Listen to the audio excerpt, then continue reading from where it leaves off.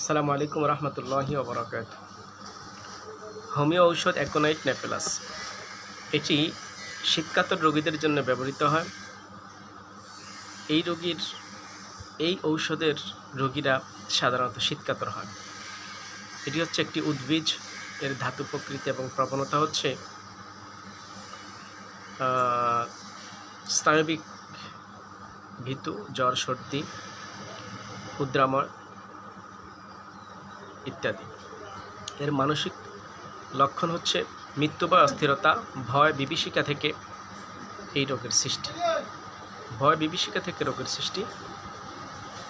চরিত্রগত লক্ষণ বা দৈহিক লক্ষণ: আকস্মিকতা, বিষণ্ণতা। রোগ লক্ষণ: হঠাৎ দেখা দিয়ে ভীষণভাবে কষ্ট দেয়, পিপাসা, জ্বালা থাকে, প্রচণ্ড শীত বা গরমের প্রকোপ বা এটা হচ্ছে রোগের কারণ, প্রচণ্ড শীত বা গরমের প্রকোপ এই ঔষধের রোগীদের মধ্যে দেখা দেয়। প্রচণ্ড শীত বা রোগের প্রকোপ। মৃত্যুর দিন সম্পর্কে ভবিষ্যৎবাণী করে। এই ঔষধের রোগীরা মৃত্যুর দিন সম্পর্কে বলে দেয়। এটা হচ্ছে বিশেষ কথা। এর হ্রাস বৃদ্ধি হচ্ছে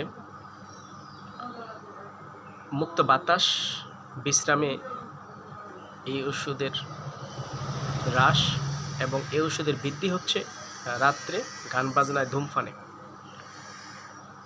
এই ওষুধের ক্রিয়া হচ্ছে 48 ঘন্টা হইতে 6 দিন। অ্যাকোনাইট নেফেলাসের পরবর্তী ঔষধ।